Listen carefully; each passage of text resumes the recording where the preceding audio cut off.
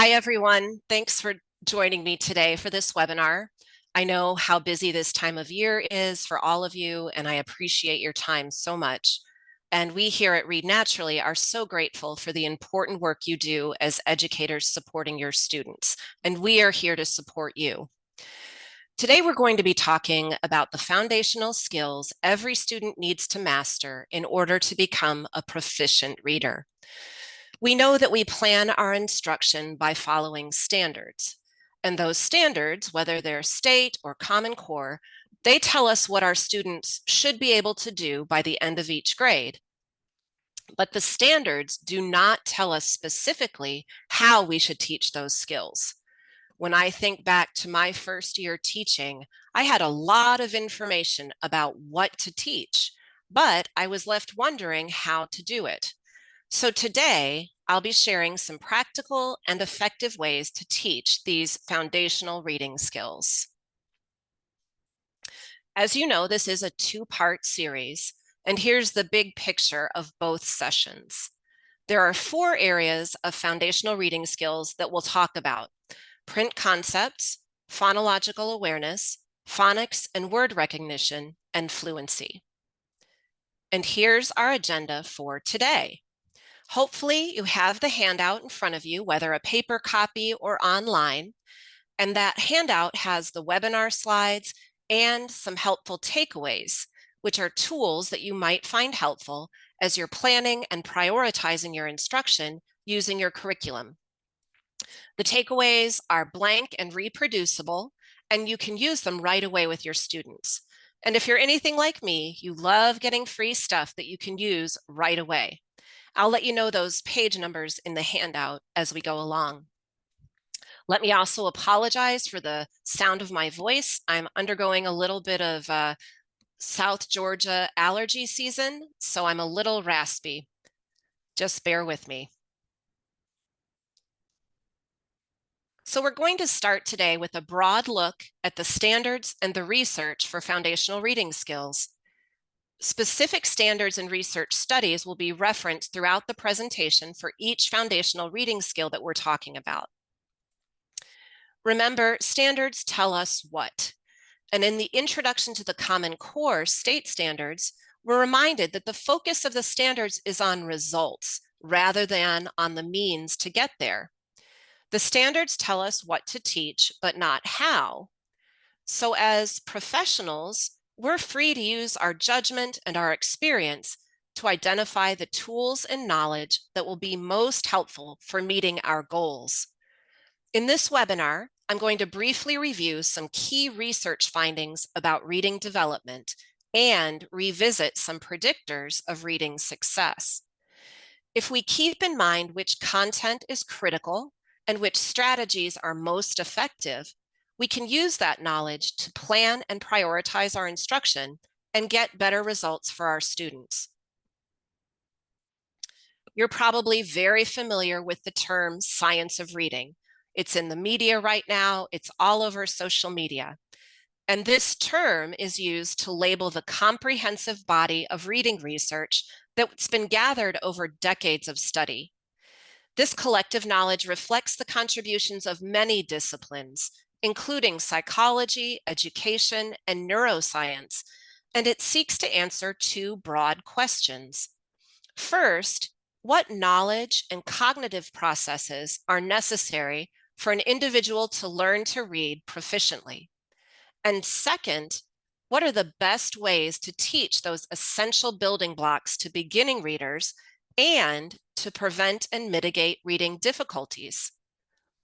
The information on this slide comes from the Institute of Multisensory Education, and it gives us a nice summary of the science of reading.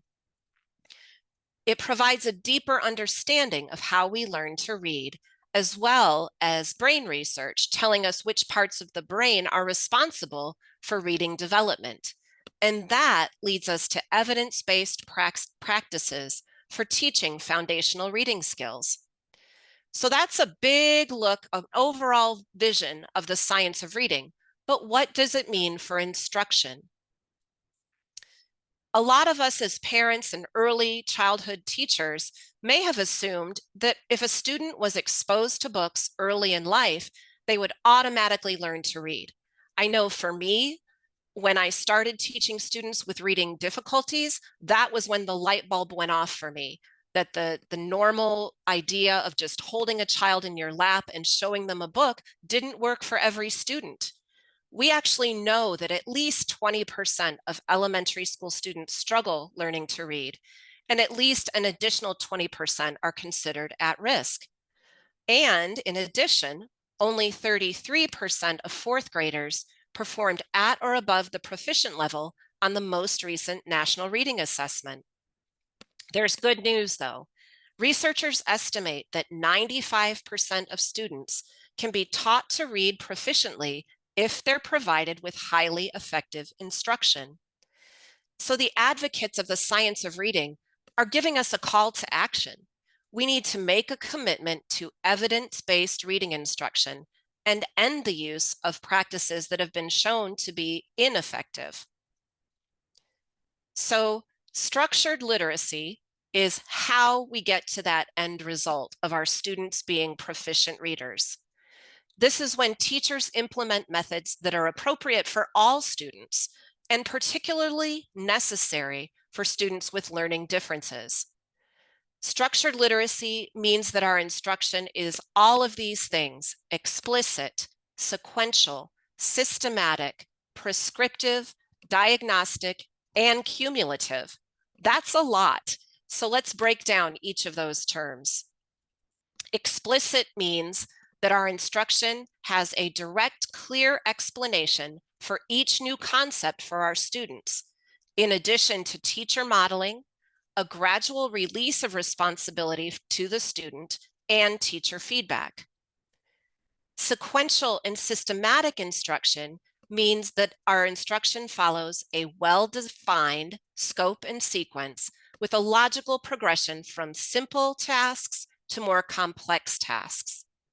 Prescriptive and diagnostic instruction means that we start out by identifying our students' strengths and challenges so that we can plan for remediation, along with continuous formal and informal assessment that informs our progress monitoring, and we think about actions for differentiation and intervention for our students who need that.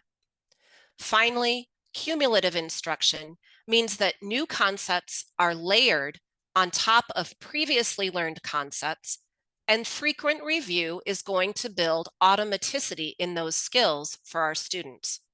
And we'll revisit structured literacy later on in the presentation. So now that we've looked at what our instruction should include, let's take a closer look at the foundational reading skills. Why are they so important? Well, it's right there in the name. These are the foundation. They're the building blocks for literacy development.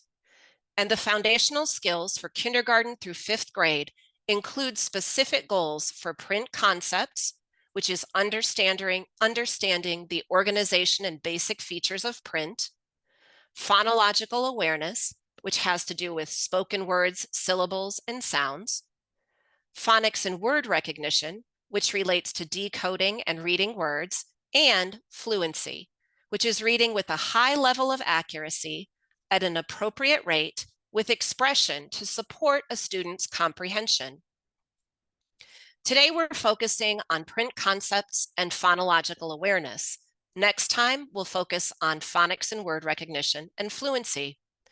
Remember, the foundational reading skills are not an end in and of themselves, but they're necessary and important components of a comprehensive reading program. If we want to develop readers who can comprehend texts across a range of types and disciplines, they need to have a solid foundation in the basic skills. And they need to develop the skills relatively early in their learning to read journey. Why is that important? Well, students who develop the foundational skills quickly have a lot of advantages. They're able to decode and recognize words with automaticity and accuracy. so they don't struggle to read individual words.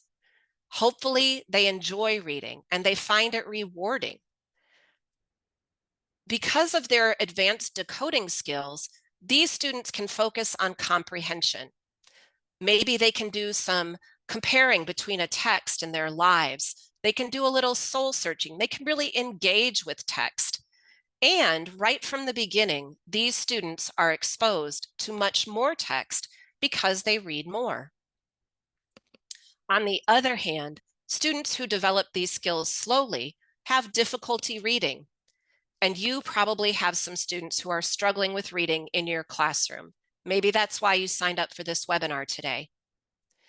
So these students that struggle with developing the foundational skills are often assigned materials that are too difficult because they aren't accurate and automatic at decoding words in grade level text. They might become frustrated and find reading unrewarding. They may even try to avoid any activities related to reading. Does that sound familiar? They're going to struggle to decode and recognize words, so they're also going to struggle with comprehension. Think about the things that we avoid. If we don't enjoy them, we're reluctant to do them. I think about getting up in the morning to walk, especially when the weather is bad. It's not fun, and I like to avoid it when I can. So these students who struggle are exposed to much less text because they read less, and this is going to have long-term consequences for them as students. It can lead to a downward spiral of reading failure, and that can be frustrating and disheartening, not only for the students, but also for their teachers and their families. What do we mean by the downward spiral? Well, we know that our students who are struggling to learn to read words accurately and fluently are struggling readers. They're going to read much less text. And as a result of that, they are not going to fully develop the language, vocabulary, and background knowledge that they need to become proficient readers. This begins the downward spiral, and these students might have a difficult time ever catching up. Keith Stanovich calls this phenomenon the Matthew effect. Students who read early continue improving as they read more and more text, and they become richer in language, vocabulary, and background knowledge. And students who don't learn to read early are going to continue to struggle. They read less, and they're faced with more and more difficult text. So they become poorer with each passing year. And we've seen these students lose their motivation and interest in reading.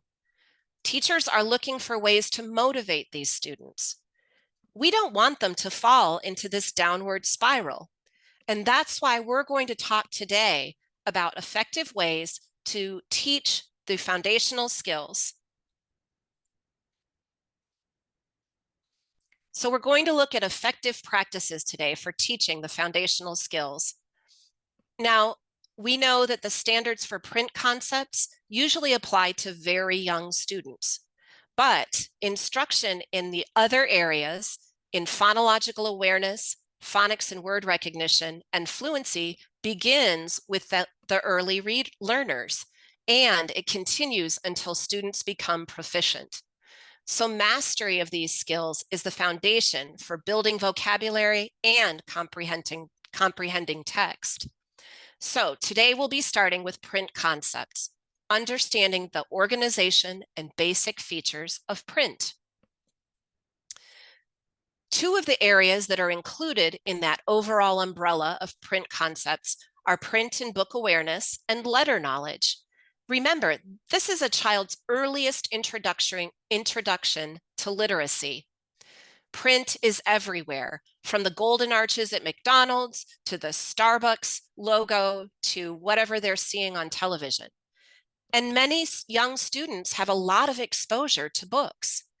Their families and caregivers show them how to handle a book and where on a page to begin reading. And they learn that printed symbols communicate meaning.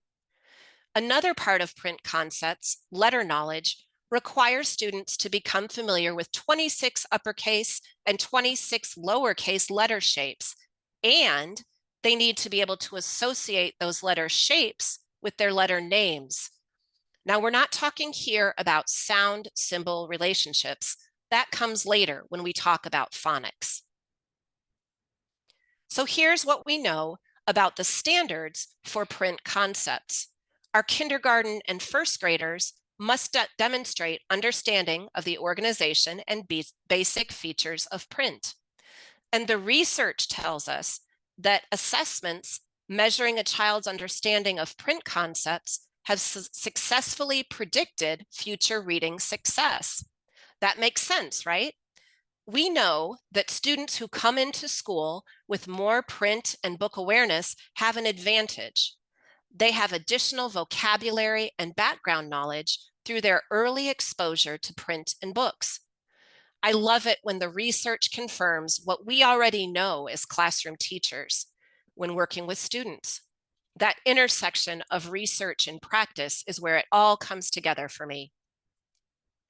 Here's a takeaway for you, a printable tool that you can use right away. There are full-size pages of this at the end of the handout. This one is on page 18. So students should be able to demonstrate an understanding of most of these print and book awareness concepts by the end of kindergarten. The takeaway version of this is a checklist that you can use in your classroom when you're working with students. Remember, children don't automatically understand how print works. So what's the best way to teach these print concepts? Well, print referencing is a very effective strategy to use during read-alouds to teach children these concepts. This is when an adult shares a storybook and directs the children's attention, whether using verbal or nonverbal cues, to things like the front cover and the back cover, where to start reading, how we read from left to right, and recognizing that there's a space between words. Use the takeaway checklist during your read-alouds to make sure you're addressing these print and book awareness skills. Researchers also suggest using only 3 to 5 print references during the reading of a storybook. We still want students to enjoy the act of reading, so we don't want to overdo the print referencing. If you work with very young students, choose a few print and book awareness skills from the checklist to emphasize every time you share a book with your students. Repetition is important in helping students to remember these concepts. You could have students come up from the group and point out different things they notice on the page. Engage the whole group in a discussion of what they see. Have some fun with it.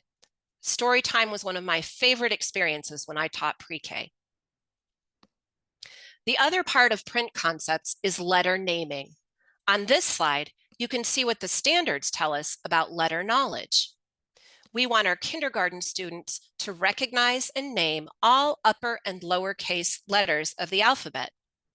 Our preschoolers learn how to sing the ABC song, but have you noticed what they do in the middle of the song?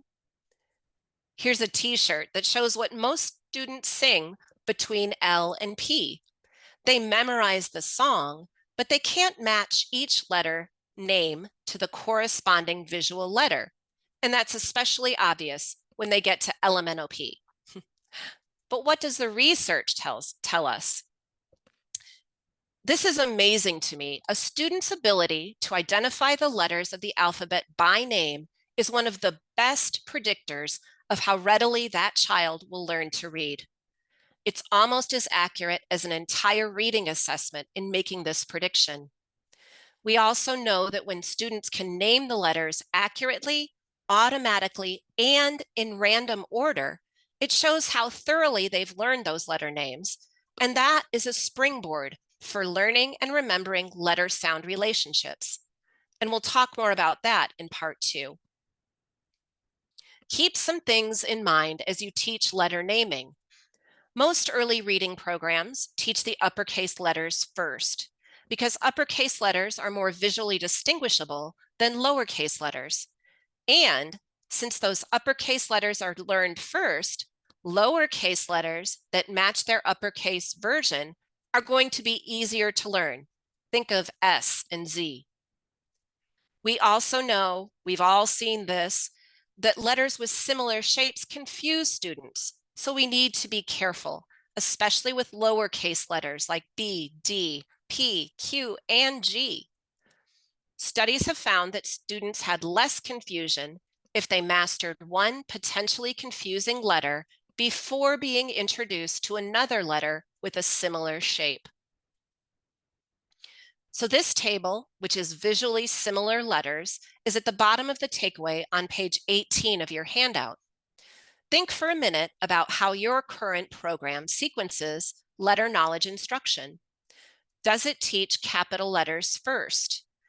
Are letter pairs that are almost identical in upper and lower case taught quickly, leaving more instructional time for those that don't match?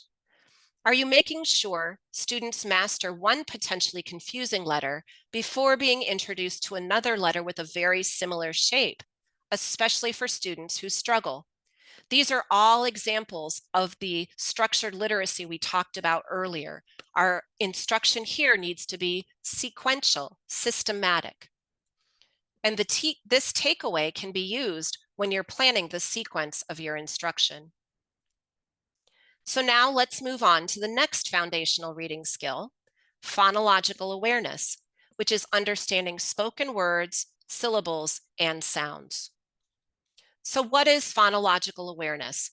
I had to go back and look myself. I had to ask my experts on my team because I taught upper elementary. I didn't do a lot with phonological and phonemic awareness.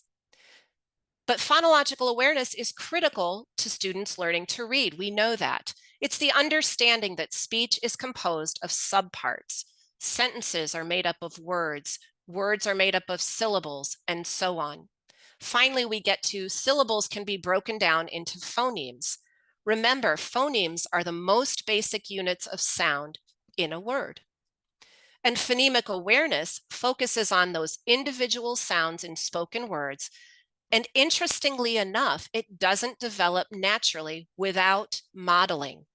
So educators in early elementary classrooms need to teach phonemic awareness skills directly during early reading instruction. As our students begin to transition from phonological awareness to phonics, they learn the relationship between an individual sound and the letter or letters that represent that sound, which we call a grapheme. So with phonics, we're seeing the actual letters that correspond to the sounds. If you're showing students letters or words, that's a phonics skill, and we'll talk about those skills more in depth next time. Phonological awareness is mainly a verbal and auditory experience. We'll look at that more closely next. The standards tell us that our kindergartners and first graders need to demonstrate an understanding of spoken words, syllables, and sounds, or phonemes. What does the research tell us? Again, there's a high correlation between this early skill of phonemic awareness and its effect on learning to read. Phonemic awareness performance can predict literacy performance more accurately than other variables, such as intelligence, vocabulary knowledge, or socioeconomic status, according to Gillen. Students with strong phonological awareness are likely to become good readers, but students with weak phonological skills will likely struggle learning to read. And according to research, it's estimated that more than 90% of students who have significant reading problems struggle in their ability to process phonological information. That's from Blackman. The good news, phonological awareness is one of the few factors that teachers can influence significantly through instruction, unlike intelligence, vocabulary, and socioeconomic status. That's good news. So here are some general goals for students at different grade levels. Pre-K students should develop an awareness of the larger speech sounds in spoken words, including rhymes, onsets, and syllables. Kindergartners should have an awareness of the initial, final, and medial phonemes in spoken words, as well as an understanding of the alphabetic principle, which is that letters represent phonemes in spoken words. And our first and second graders should have an awareness of the individual phonemes in more complex spoken words. Let's look at an example. Since blending phonemes into words is a critical skill, here's an example of a blending lesson at the phoneme level from a teacher-directed program that incorporates phonemic awareness. We added the visual component to this example. In your classroom, your students might just be listening, or for your students that need that multi-sensory approach, you could use colored dots and move them to represent the sounds in a word. So I'll be the teacher in this example, and you all can be the students. I'll say both the teacher and the student parts to show you how the lesson goes. Let's begin. Listen while I slowly blend letter sounds to make a word. K. What word? Rack. Listen again. Ready? K. An. What word? Yes, can. Great job. Let's try one more. Listen. Ab. What word? Tab. Very good. Notice in that example the elements of structured literacy that were involved. I was getting the students' attention before we got started. I was doing modeling before I had them do it. These are important parts of a lesson. Now let's look at an example lesson for teaching segmenting words. In this program, students have a booklet with different activities for each lesson. So we're going to focus on the sound boxes today. And the teacher would say, look at the first page of your booklet and find the numbered sound boxes. Each set of boxes represents a word, and each small box represents a sound. First, I will say a word. Then you will say it slowly with me, making a dot in a box for each sound that you say. Listen, gab. What word? Yes, gab. Say the sounds in gab with me. Remember to make a dot for each sound. Ready? G, ab. Let's look at the next set of boxes. Listen, add. What word? Yes, add. Say the sounds in add with me. Ready? Add. Next word, sack. What word? Yes, sack. Say the sounds in sack with me. Ready? Sack. These examples are from the GATE Plus program. It's a phonics and fluency program for beginning readers that incorporates phonemic awareness into the early lessons. GATE Plus has a flip book with a scripted activities for the teacher to follow with her students. It can be used in small groups or in a larger group setting, a whole classroom setting, using the PowerPoint slides that are also provided with the program. And it has 3 different levels for our students. Whatever materials you're using in your classroom, keep in mind that you want to systematically move students as quickly as possible through the phonemic awareness skills, all the way through the different phonics and fluency intervention. And that is part 1 of our foundational reading skills agenda. We have a little bit of time if there are any questions. Please join us next time for part 2, where we'll be talking about phonics and word recognition and fluency. And if you have questions, you can email our information office. You can go to our website. There's a lot of information on our website. There's a webinar there for GATE Plus if you'd like to look at that. And you can also just call us directly at that 800 number. Thank you, Diana. I don't see any questions yet in the chat box, but I do want to remind everybody that we'll be sending out follow-up emails with links to the webinar recording and handout in about 24 hours. And please feel free to share that with your colleagues. Also, if you could please respond to survey questions that will appear on your screen after the webinar so we can continue to improve the educational experience for all of you and our future webinars. And also, please follow us on your favorite social media platform. And thank you for joining us today. Thanks, everybody. Have a great day.